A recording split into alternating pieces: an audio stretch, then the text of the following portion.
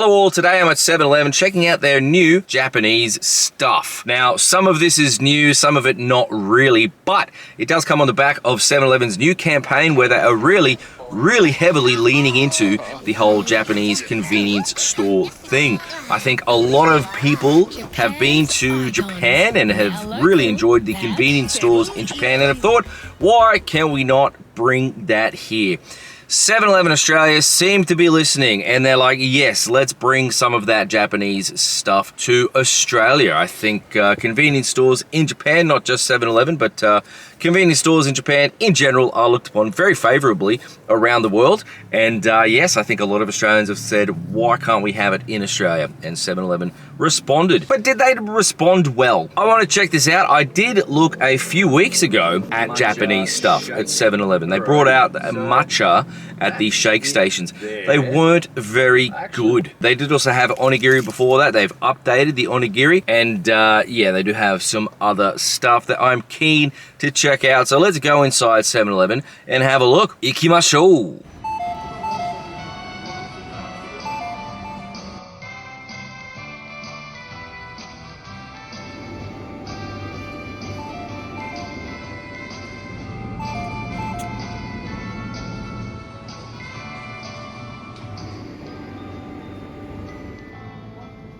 Alrighty, I am back. Now, I actually had to go to a few different 7-Elevens, and also I couldn't find everything that I wanted. So, what I did get, I got the pork gyoza, looks decent. I did also get the Tokaichi butter Danish. These have been around for a while at 7-Eleven actually. These two are new, the Japanese curry chicken onigiri, and the sweet and spicy Korean fried chicken. Both of them onigiri, but without the seaweed. That's right, nude onigiri. Pretty exciting stuff. Now, I could not for the life of me find the egg salad roll. I checked 3 different places. It's not there. I will find it later, and I will add this in. I will add that in to this video. I'll edit it in using the power of editing. Anyway, I'll get into the pork gyoza first. You can microwave these in store. I wasn't even aware that 7-Eleven had a microwave.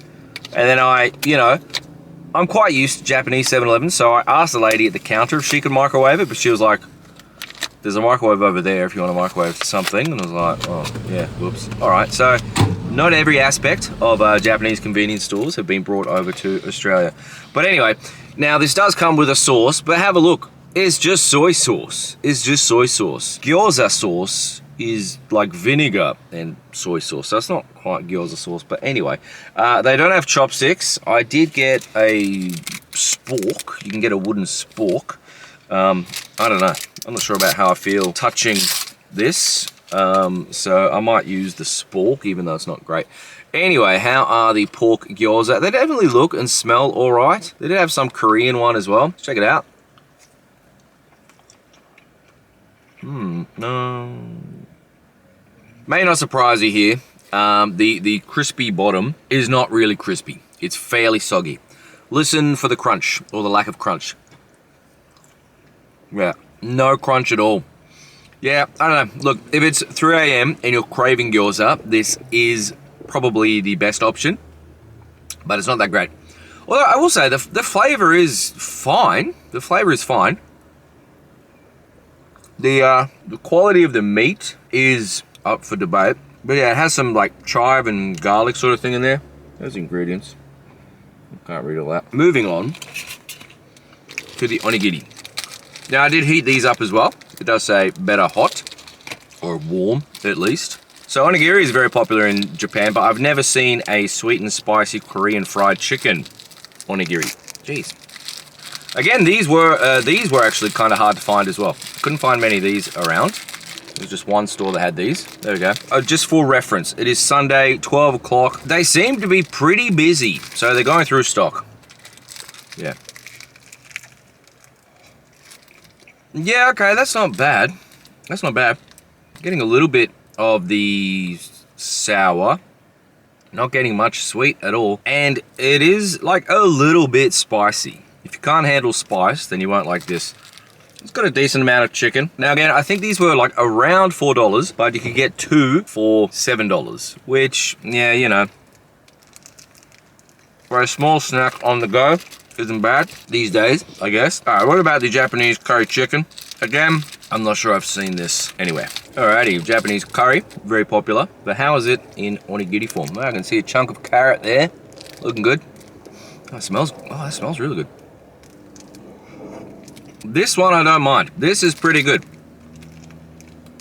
It tastes like if you got a Japanese curry and, you know, put it over rice and then stirred it up. Like, you could make something pretty similar to this at home.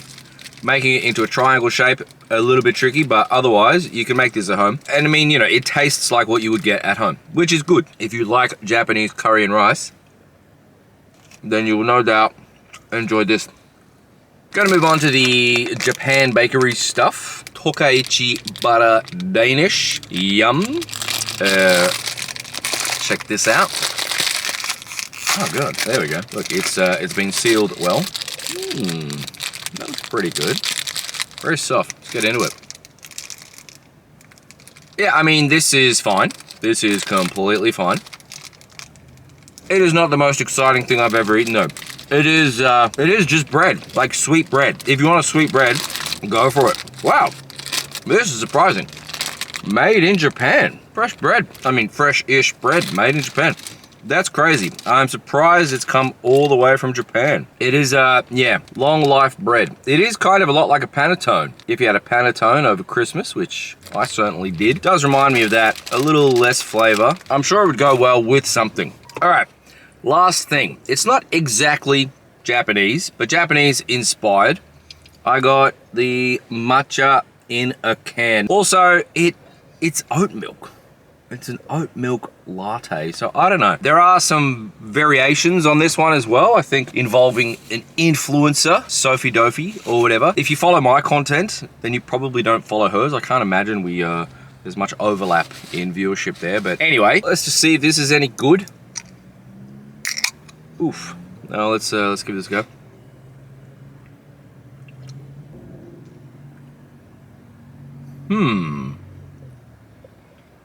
Yeah, interesting. Interesting.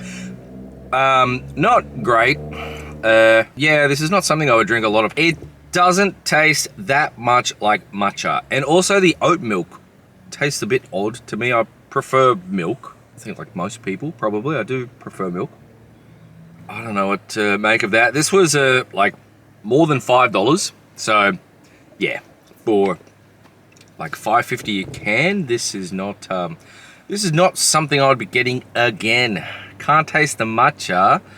It's just an odd sort of flavor there. It's sweet and yeah, not milky, but just this kind of ersatz watery sort of milk, which I guess oat milk is. It's I think in World War II when they couldn't afford real milk, they just got some water and made it white using oats somehow.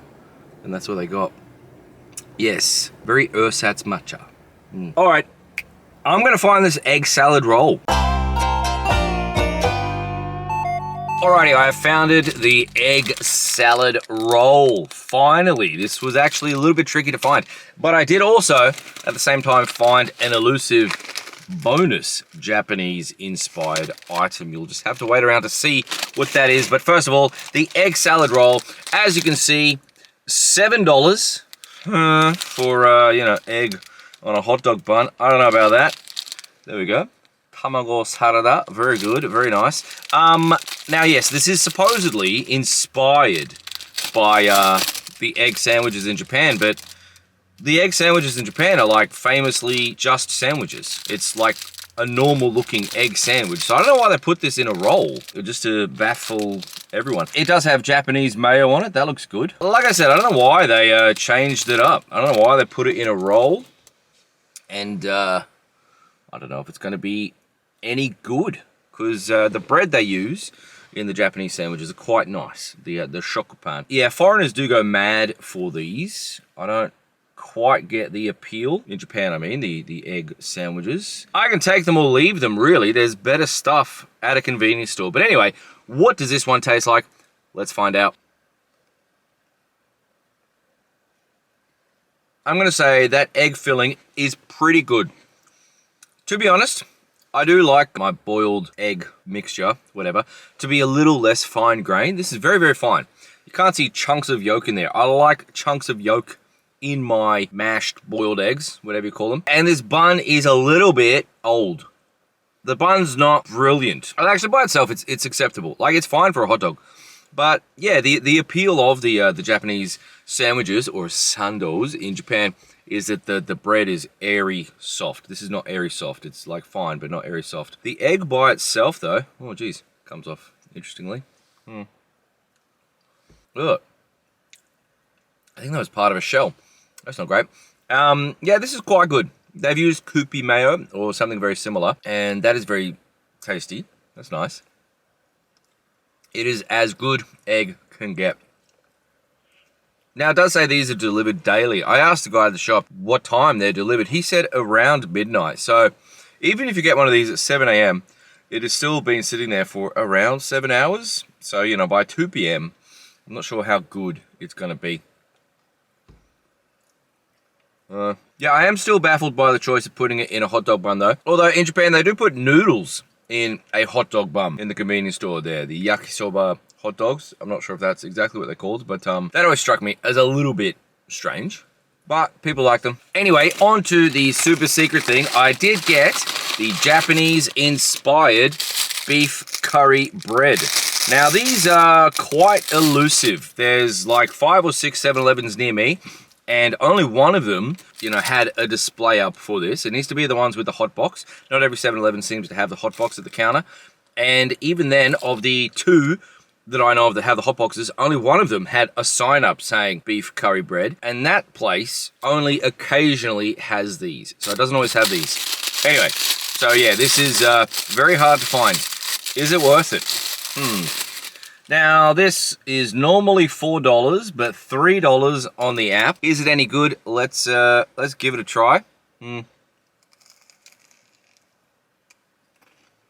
Wow. Interesting. Yeah, I was about to say that they got the curry right, but I will say, actually, it does seem a little bit sweeter than most Japanese curry. I'm not quite sure about this. I like how you can see the faint yellow staining on the bread there. The bread is very, very dry. Luckily, there is this stuff inside of it. Give it some degree of moisture. For $3, this is not, I was going to say not bad, but it kind of is bad for $3. You'd be much better off with an onigiri. At least they're a bit fresher. Like, it has some potential, but this surrounding bread is just turned into a biscuit, really. It should be much moister. Moister? Yeah. It would be better if it was, yeah, moister. You want it steaming. I will say, sorry, I did buy this like a while ago. This isn't just straight from the shop. Probably like, I bought it 15 minutes ago. So maybe if I give this a 20-second zap in the microwave, it might be much better. But, yeah, it is not the curry pan that I'm used to in Japan. I did ask the lady working there if she's tried it. She did appear to be Indian. Don't assume anything. And she said she's never had it. She doesn't eat beef. So, anyway, I do often wonder what Indian people think about Japanese curry. But that is a mystery for another day. Anyway, so that was an overview and a review of some of the stuff that you can get in Australian 7-Elevens, which are inspired by Japanese 7-Elevens. Personally, there are 2 avenues which I think is going to be difficult for Australian 7-Eleven to copy from Japanese 7-Eleven. Firstly, the desserts at Japanese 7-Elevens. They are great, top tier. I come back from Japan weighing an extra 5 kilos because I've eaten so many late night desserts from 7-Eleven. And secondly, the alcohol. I don't think Australian 7-Elevens will ever sell alcohol, at least not the ones in Queensland. Our licensing laws are insane. The concept of a $2 strong zero, I think, will remain a fantasy for Australian 7-Elevens for some time.